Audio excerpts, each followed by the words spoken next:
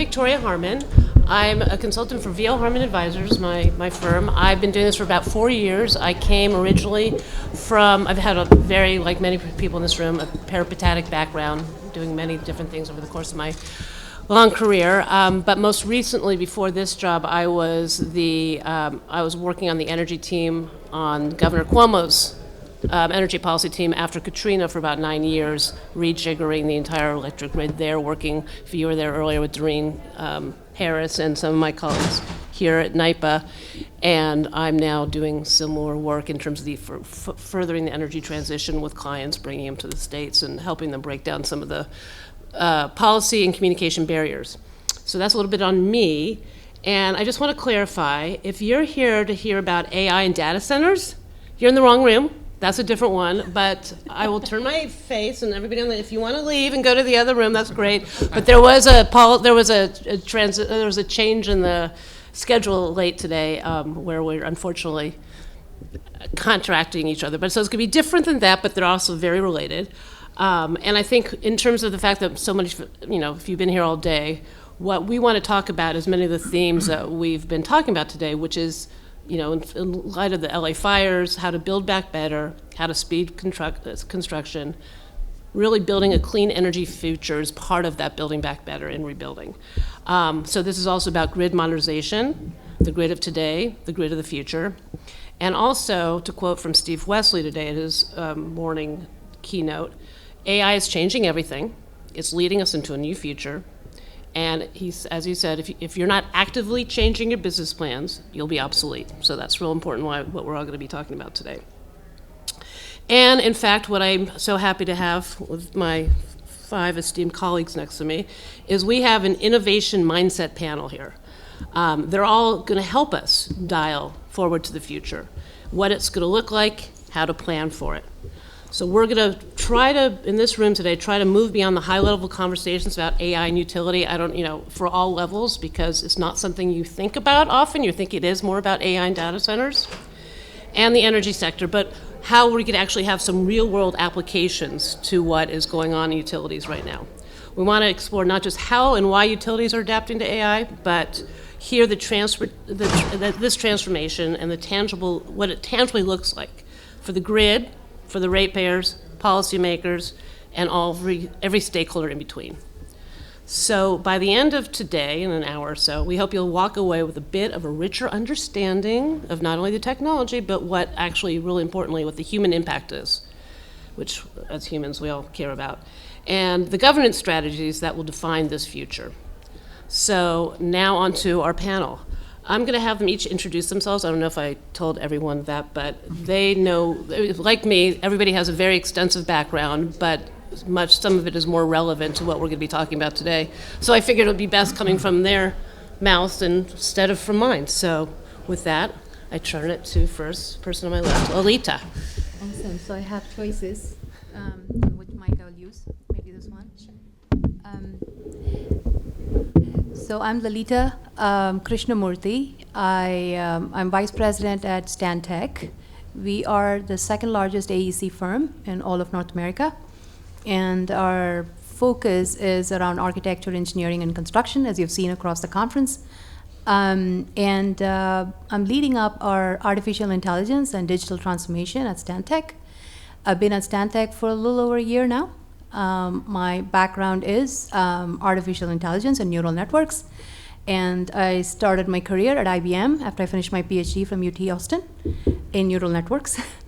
And spent 2 decades there and then moved to Stantec. So excited to be here and share some perspectives. Thanks. Hi, Myrna Bittner. I'm the CEO and co-founder of Runwithit Synthetics.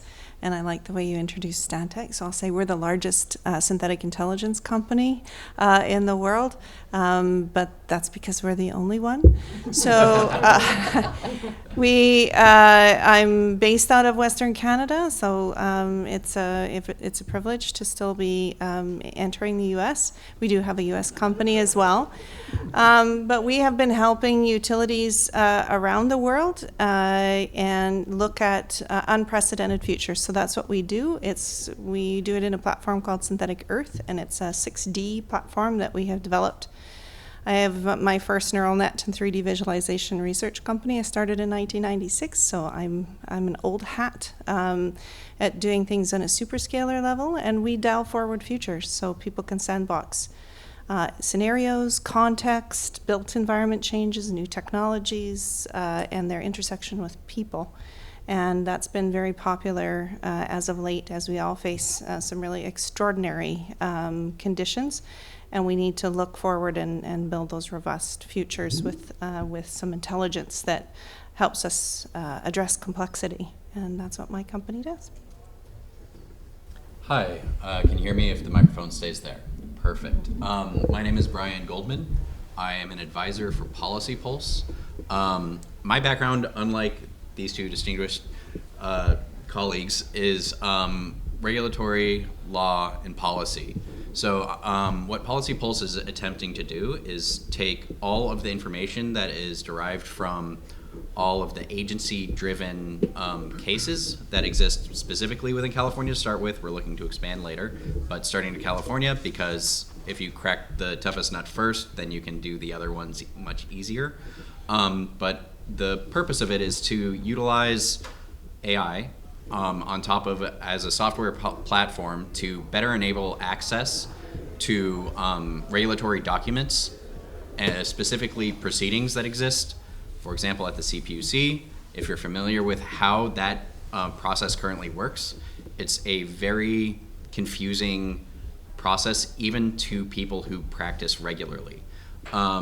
So what we're trying to do is simplify that process, make documents more readily available, and then have light AI touches on top of it so that you can provide whoever needs it summaries quickly, while also ensuring that the AI itself does not replace the human element at the end, because that is clearly one of the biggest fears that practitioners like myself have about an artificial intelligence coming for all of our jobs. So trying to use AI as a tool, not trying to replace ourselves. That's great. I'm Evan Birenbaum. I am a technical executive at the Electric Power Research Institute, or EPRI.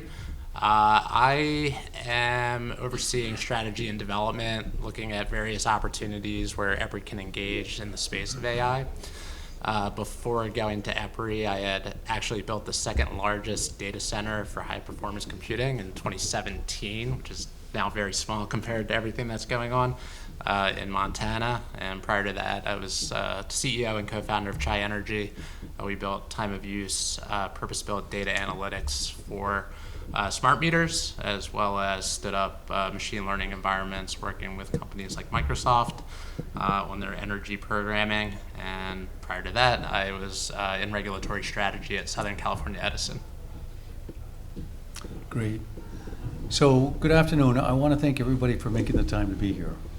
We appreciate your time and attention, and we're hoping to echo what Victoria said, that you're going to get at least one thing out of this that would be like, you know what, was worth my time. With that said, my name is Rob Piascik. I'm the Senior Vice President, Chief Information and Technology Officer for the New York Power Authority. So the New York Power Authority, I'm very proud to say, produces 25% of all New York State power, of which 80% is hydro-based or is clean. So obviously, our goal is to get it to 100% as quickly and as effectively and as efficiently and cost-effective as possible. Now, before I talk a little bit about, my slant here, I just wanted to share, I worked at different companies. I started with energy. I worked in pharmaceuticals for many years.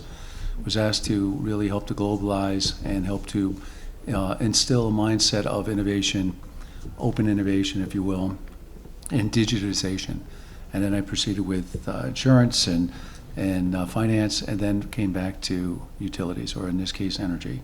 Very exciting times, and I'm glad to be part of that. So I'm going to share some of that, but I want to be clear. What I share in terms of the experience that I and my company have experienced is applicable to all of you. And I would argue it's applicable to every company, not just utilities. So hopefully you can see that and glean something. But fundamentally, NYPA, just a further thought here, is really focused. It's got a very aggressive strategy to decarbonize produce and make sure that the energy supply is there, safe and secure, as all utilities. But we also have a unique mission, and that is to attract business, job creation. It's inherently part of our mission. So that's going to drive a lot of decisions that we make. But then there's a further objective, of which I'm extremely proud of, and that is to be an innovator for New York State, to be a leader, lean in, as our chairman says. So that's kind of where we're coming from. So hang on to your hats. Hopefully we're not moving too quickly, and it's value add. So thank you. Thank you, everybody. So where I want to start is, like many things, utilities are often late to the game, but that also gives them an opportunity to jump in late and improve it. And so, Rob, I'm going to go back to you and start with you, because to build upon what you were talking about, because you are the utility on this panel. And so I just want to ask, in terms of what are some of the most promising opportunities you're seeing now at NYPA that you're doing in AI? What application, how are you deploying it, which is often the biggest challenge. Getting it into the system is one thing, but actually deploying it so it uses, so you get the users, you get the best use out of it, to support what NYPA's goals are: grid modernization, reliability, operational efficiency, and of course getting more reliables onto the grid. Great. So let me just talk really Renewables. on the opportunity side, because the challenge is sort of a separate but certainly related discussion. So it starts fundamentally with a mindset. NYPA and I think most utilities now see AI as a strategic enabler for innovation. We have to be creative. We have to figure out how to keep pace and so on. So it starts with a mindset and a philosophy that the entire organization and the respective, our board, feels very strongly about.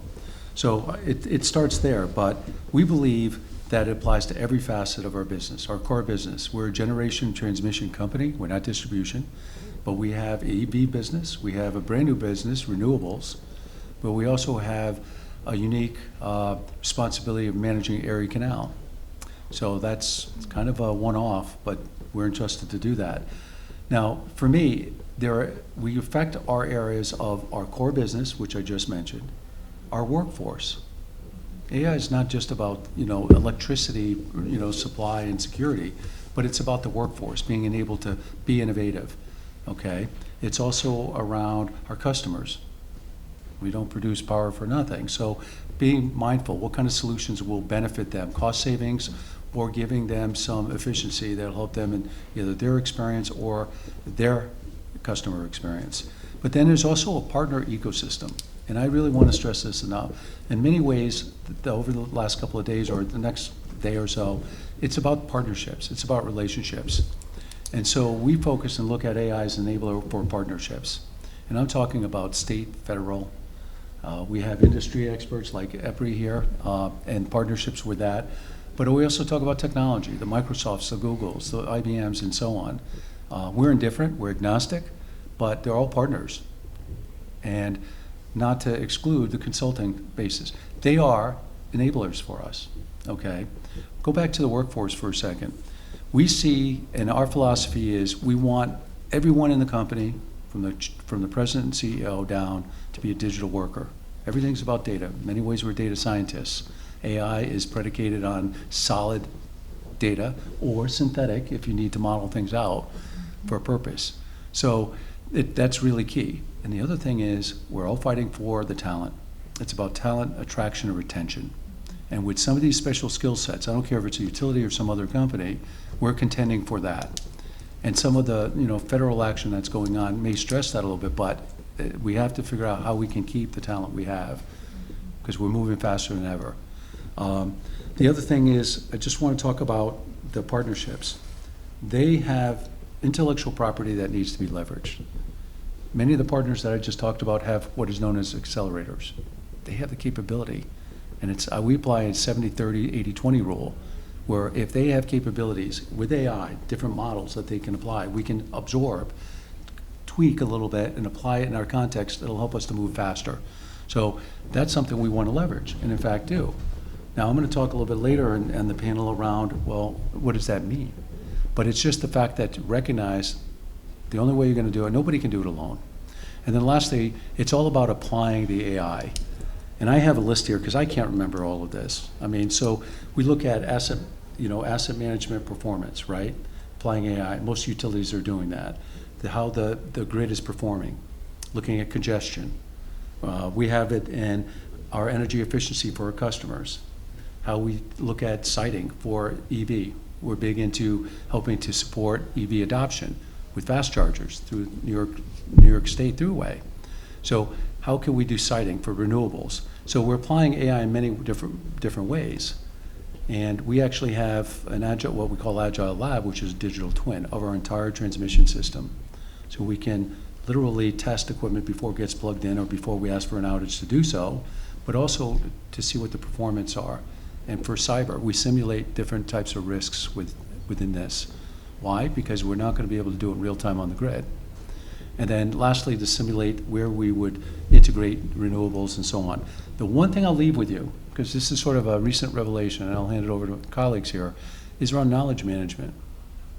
A lot of people don't necessarily think about it. AI and the way it's evolving is an opportunity for utilities that typically have long tenured folks to be able to take that knowledge in real time, not when they're about to retire and try to collect all this information, do it in real time to make sure people have access to it in a readily easy way to acquire and apply. So it's all about application. So Thank back to you. you. A lot of good stuff in there. So I'm now going to take a little bit what you build up on, a little bit you were talking about in terms of the environment, and right now the very uncertain environment that we're living in. I don't think I've explained to anybody what I'm talking about. And turn it over to Myrna in terms of that is what your work is, amongst others on this panel, but really about modeling for these uncertain futures. And that was even well before the real uncertain future we're living in. So how could what you're working on, the generative AI, synthetic environments, help utilities like NYPA and others and throughout the country, the world, make better investment decisions, as now money, funding, equity is going to be at a premium with this economic instability, energy security threats, social shifts, tariffs, all the above. You're on. Oh, thanks. So, what you were mentioning, Robert, about, being able to simulate physical conditions and physical systems and security scenarios in those systems. Early in my company's history, that's what we did. We produced synthetic environments that you could push other systems into, and you could explore all different kinds of parameters. But it became apparent that that wasn't enough, that those systems don't operate in bubbles. And we always were being asked the question of, very dynamic conditions, and people were the confounding factors. And I think in the grid now, when we look at decentralization, when we look at insecurity and security risks, when we look at energy burden, so there's a lot of interest now in making equity part of those futures in the grid. When we look at the dynamic conditions around economics as well, anticipated new technologies that, and as well, even underground assets that are on fire, that are, on fire well before their lifetime investment was supposed to trigger a rebuild or a retrofit. There's all different kinds of dynamic conditions that these, utilities, much like any other industry that we deal with, are needing to explore. And so how do you do that? It's complicated, and there's this arrogance, I think, that we're discovering in prediction, that perhaps, we should be looking at ways to sandbox the unimaginable, and that is equally as valuable.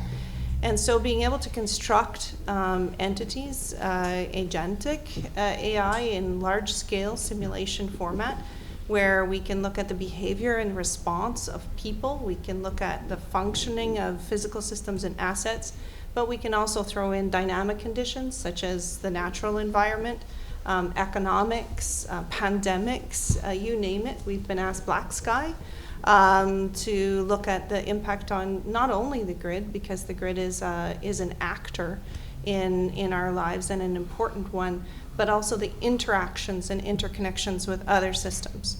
And so these are the types of things that AI can help with beyond just serving, can I more efficiently or effectively manage, energy programs or time of use, or, can I add some digital augmentation into workplace, efficiency and skill sets?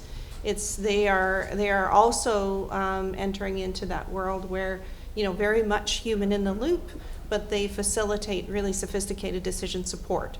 And that future look that is well beyond, even sometimes the investment scenarios that we're considering today. Thank you. Now, I want to bring in the policy guys. Brian, why don't you, we're talking about equity, we're talking about people, we're talking about systems, we're talking about, but we haven't talked about the regulators and where this is going to be going. So what should regulators, policy makers be doing now to ensure that all this work we're working on in utilities is equitable, is secure, aligned with the public interest, without disproportionately impacting ratepayers? All this has a cost, and we're all affordability is a big issue right now, and that is, how do you work that into what you're advising California policymakers? Right. So that's, really at the heart of what AI is trying to do. If you talk to anybody about it, it's that it creates value in and of itself because it can do jobs faster at greater scale than humans can.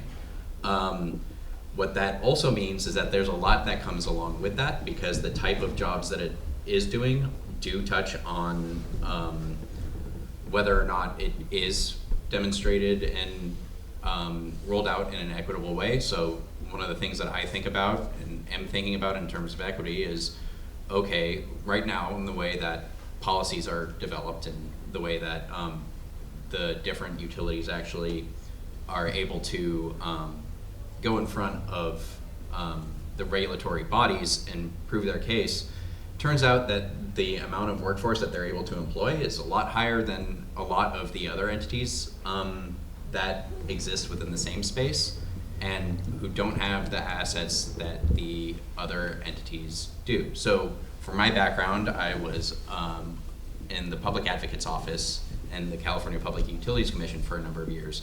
So what that meant is that when it was me as an expert witness against an entire team of energy experts from the utility, that I had to make a case that the costs of the solutions that were presented was not advantageous to ratepayers.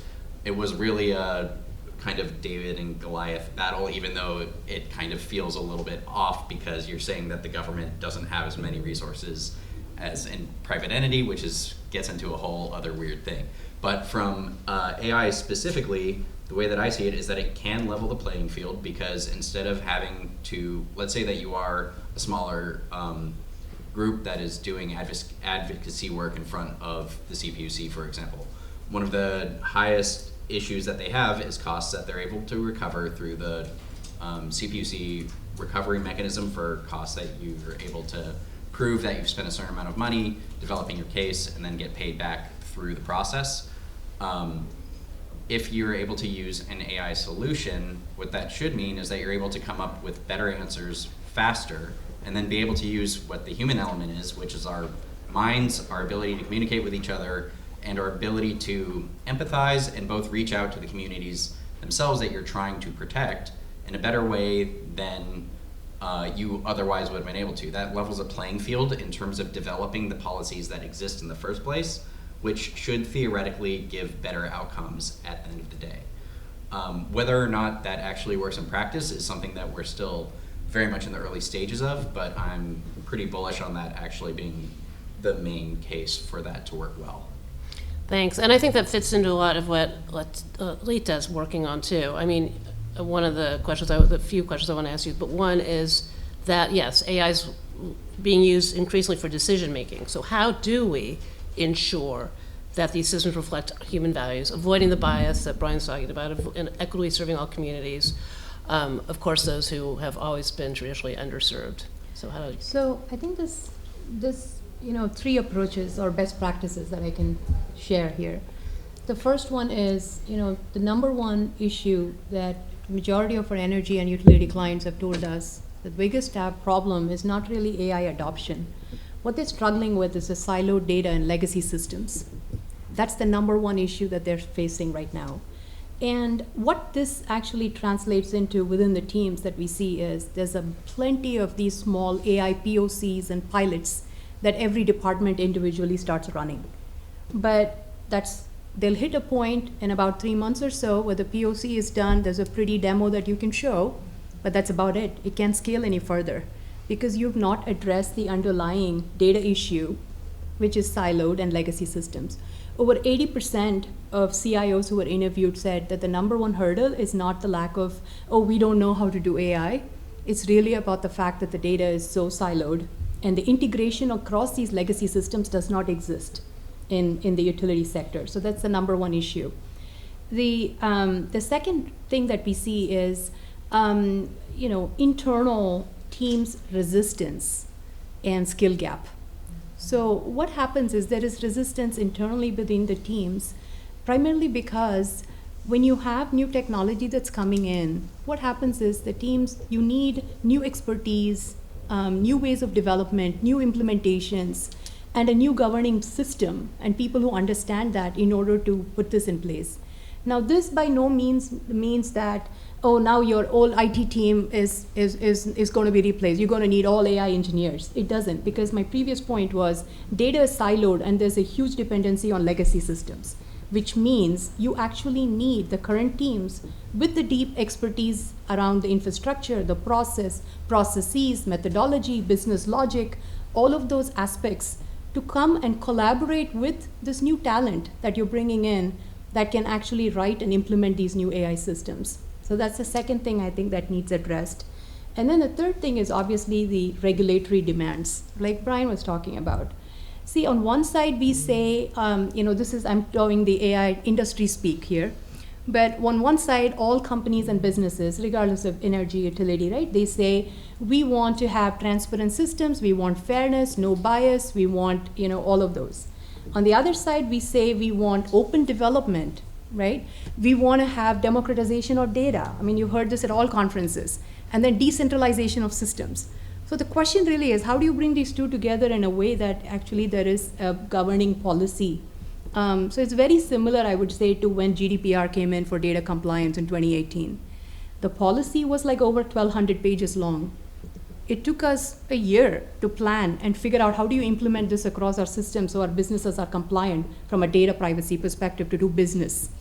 So the same thing is happening with AI, where there are policies, but we will have to work with our teams, build that trust, bring in that skills that's needed within your environment, fix this overall data siloed and legacy issue slowly by focusing on a data strategy first, and then you think about AI. Don't start a multitude of AI. Within my organization too, there are teams running around asking for funding to start these POCs. And then the bigger question becomes, how do these POCs actually interconnect to add the right investment is worth the ROI? And so those questions, if they're answered, that's kind of how you really figure out if what you're doing is taking your organization forward, or are you just kind of having a shiny demo you can show off at a trade show? Thank you. And with all that, so we've got Evan on, who's worked at the intersection of many of these different areas, from startups and enterprise platforms, so in the real-time systems and customer behavior and infrastructure. So where do you see AI delivering the most meaningful change in utility operations? And if you can want to share what cases are furthest along, and also how, as I originally talked about, it's like getting it in there, but how do you scale up this deployment? Especially when we're talking about utilities, which are not the most risk-taking sectors that we have in front of us. Yeah, maybe just by a show of hands, how many of you have used a Gen AI tool, let's call it this week, for a part of your job? Yeah, pretty much everyone. And I think that's just happening as well at the utilities. We're certainly, at EPRI, we're certainly learning what everyone is trying to do, and we're starting to see different technologies really provide value to different types of use cases. And it's across the board. Very much like we're all using AI tools. We're trying to do it in our jobs as well, and trying to make our jobs more effective and more efficient.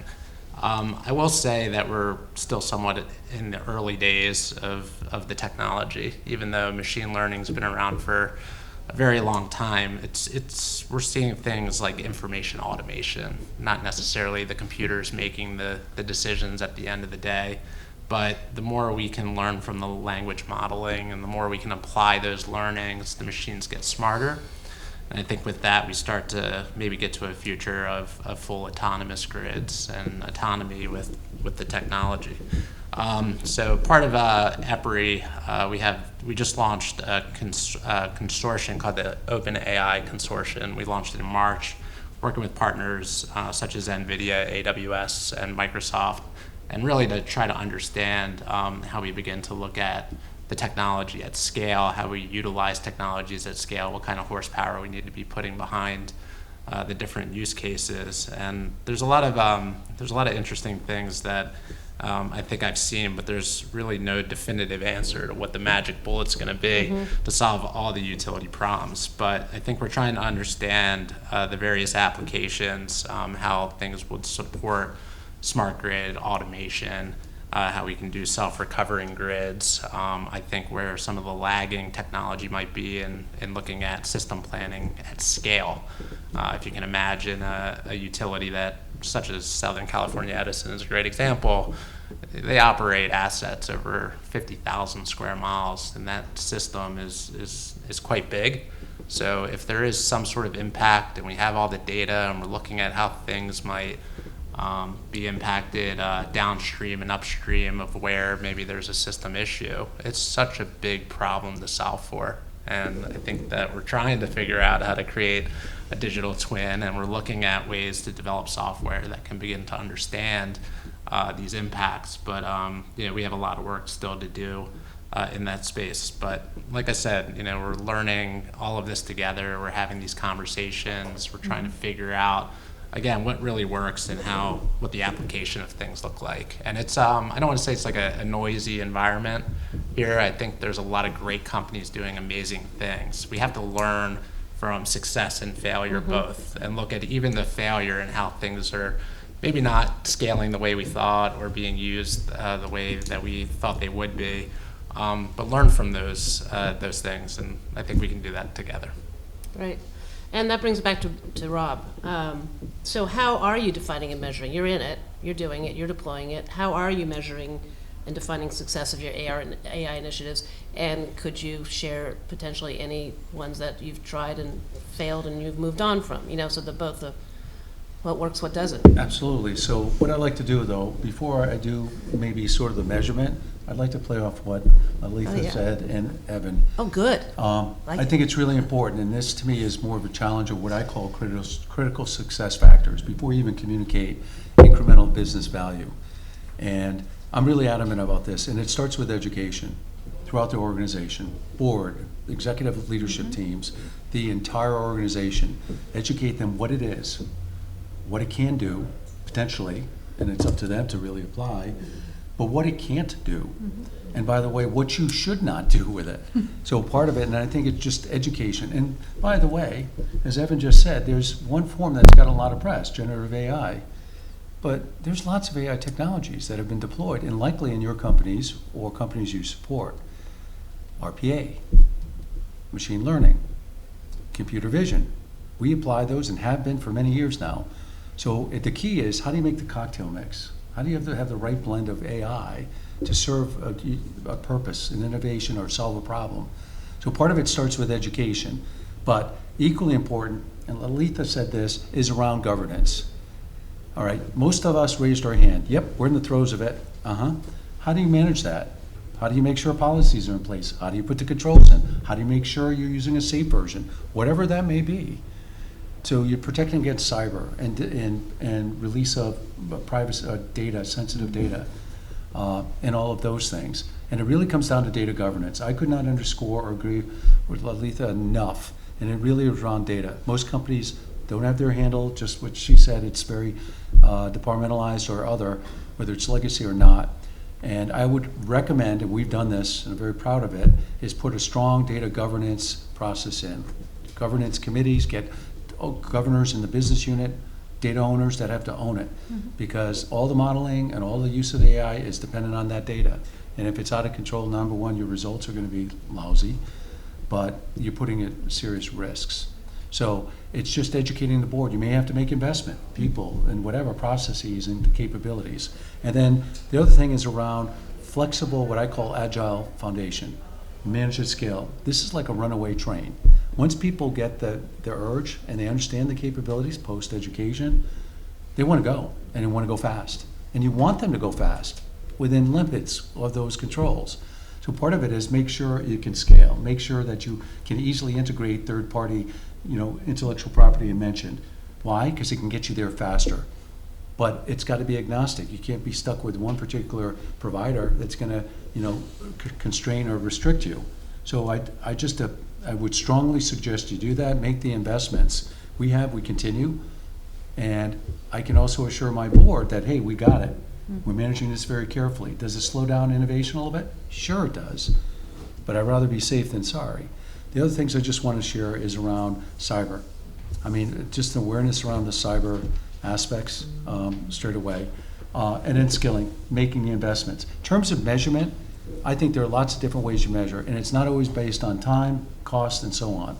There's changing the culture, being agile. So communicating to the board, trying to share some of the pilots and the results and all that so people understand the art of the possible.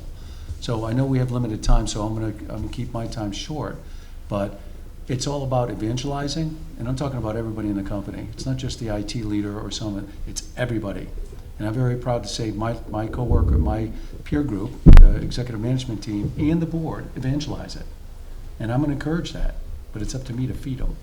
So with that said, I'll hand it over. Yeah, it looks like Myrna wants to say something. Yeah. And then after this, maybe we just open up to any questions too from the audience. I just wanted to say, innovation is disruptive like this. So we've synthesized grids of utilities without access to a single data point. And we've actually run those grids under conditions today. We've synthesized assets, we've synthesized substations, we've synthesized generations, and we've run them under conditions that they would today, and actually created load curves for every meter in their service territory, and they have validated it from behind the regulatory curtain without giving us access. Right. So while you're, going through these really necessary large-scale, initiatives in terms of protecting the data, cataloging the data, looking at the data, innovation is offering access to data that is purely synthetic without that. So that's also something to consider. And the reason why we're doing that is because they have a desperate need for creating these living labs. Right. To explore things well before they actually happen to them. And so this is something too that, be aware when you're making all of these kind of lockdowns or slowdowns about, artificial intelligence, is that, the leap forward also is possible and necessary and being done, by those around them. In fact, our most popular grid synthesis isn't being asked for by the utilities. It's actually being asked for by governments, by communities, by states, who are wanting to see and understand the operations and the industries that they're wanting to attract and the emergencies that they're wanting to inform without participation from the utilities, but they need to see energy as a part of it. So that's just something that, too, there's parallel processes that are very valuable that aren't, contained in your organization. It's trying to, it's like saying we've got paper. Paper's used for many different things by many different people, and some of it, if it's got top secret stuff on it, it's very important that you manage it in certain ways, but there's all different kinds of other paper out there that's really useful. And shouldn't be, all AI shouldn't be thought of as being, falling under that danger, Will Robinson. There's some, real opportunities to move forward. Can I add a comment to this? So if you're looking for guidelines, right, in terms of, there's a garden variety of models out there today, right? Because Gen AI is that kind of powerful technology. It's in the hands of fifth graders now, for like ChatGPT, right? That's the difference, is we weren't dealing with this when Turing Award was given out for machine learning and deep learning 65 years ago, right? The reason today everybody talks about it, like my dad always makes a joke and says, during COVID, my dad's a doc, so he says, during COVID, everybody you talk to became a physician overnight. They would tell you, oh, take zinc, do this, do that, right? So everybody became. So today, Gen AI has made it such that this powerful technology now is in the hands of fifth graders who can do their homework with it. So everybody talks about it. But if you're looking for actual reference for where do I find these models, which one can I trust, right? Go to so Stanford actually provides, as you know, academia and research provides lots of guidance. They publish an annual report that actually lists all the available LLMs and models.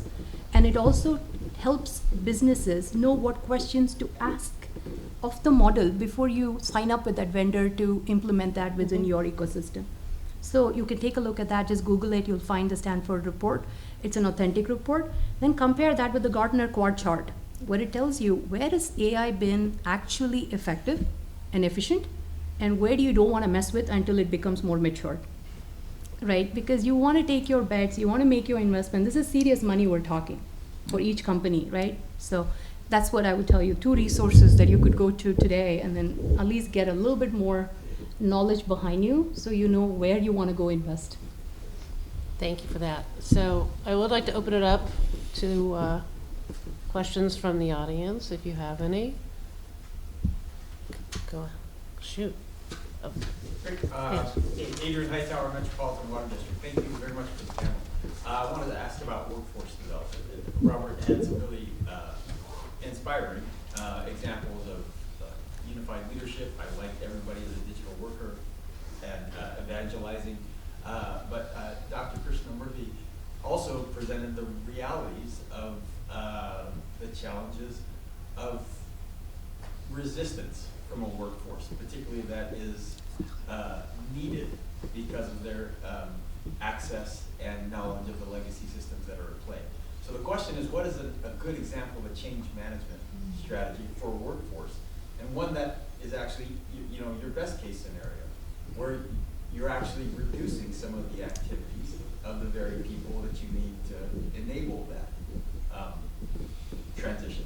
Maybe Evan, is that a good one for you? Yeah, I can actually give you an example of a company that it's not necessarily with AI, but just lean business processing. But Southwire, the wire and cable manufacturer that produces 90% of the wires that utilities use, they actually challenged their line workers to come up with the best processes on how they can be more efficient and better at producing the product that they produce. And I would say, going back and looking at how to leverage these tools in the workforce, I would challenge the people that are experts in the process that they continue to do day in and day out, and really challenge them in figuring out how to best use these tools for their job, and then share those learnings with their colleagues. You have a question? I have a question. It was for Evan, but I guess maybe anyone else can answer it. What is like the most innovative application of AI in the utility sector when it comes to the grid? Mm-hmm. Right? Not the workforce or their day-to-day job, but like how, let's say, CAISO in California, or PJM, or one of the larger systems operates. Is there an application for AI there? And I think there's an application, and I'll start, and I'm sure others on the panel will have some thoughts here, but there's an application for AI in everything that we do. But I will say, like, as far as the future goes, autonomy is a word that keeps popping into my head.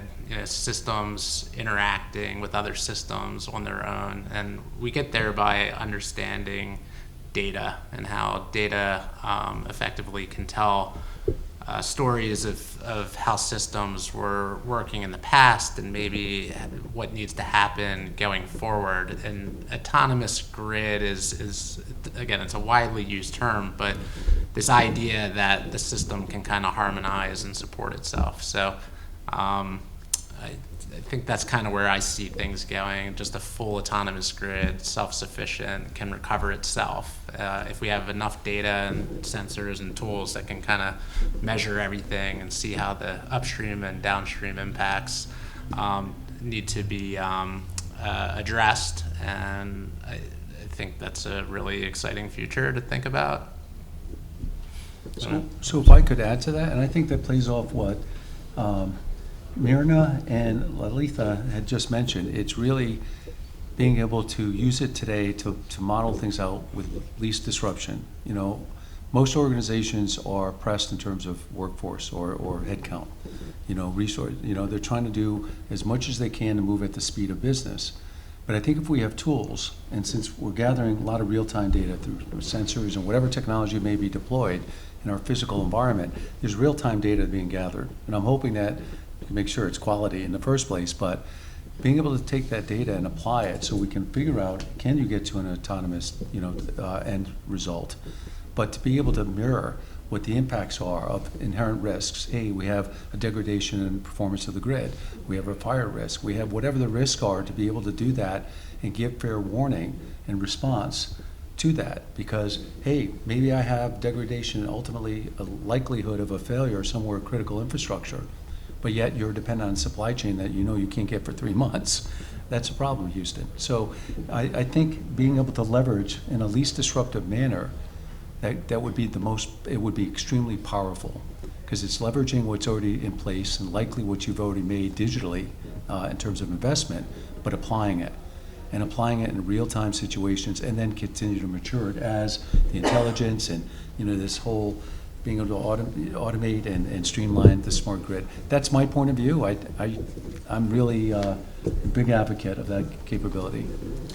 And we're supposed to end now, but I have just one more question. I'm going to just give this to Brian to close us off. And he doesn't know I'm going to ask this, but in one sentence, what is the most transformative use of AI you believe utilities will adopt or must adopt in the next 5 years to stay relevant? And also, as we're talking about communications, to make sure both internally and externally and the stakeholders around believe in the utilities to provide what they're supposed to provide. Isn't that the question that we would all love to know the answer to? I don't know. I don't think that there's a single application that drives that answer. There are so many facets that are involved with utility decision making, with planning, with the grid future in of itself, which remains ever evolving, dependent upon technologies that are developed, depending upon the types of energy that we're even producing in those systems. Who's to say that in 5 years that we won't all abandon the utility model because someone has invented something that works on a very individual level? That is something that could theoretically happen. I don't know what the potential for that is, but it is there. So in terms of what the individual specific use of AI is just that it's going to continue to be utilized. People are going to have to continue to adapt to its utilization. And then I think that the most important part of that is that people do so in an ethical and reasonable, human-faced manner, because it's going to affect all of us regardless of how it happens. And if we make the bad choices that can be chosen, you're going to end up with bad outcomes. So if we can avoid that, that is really the best course of action that we can take. It's just to ensure that we make the best ethical decision possible when implementing at any given time. Thank you, everybody, for being here, and for all of you for coming and picking the best panel at 3:30. Thank you.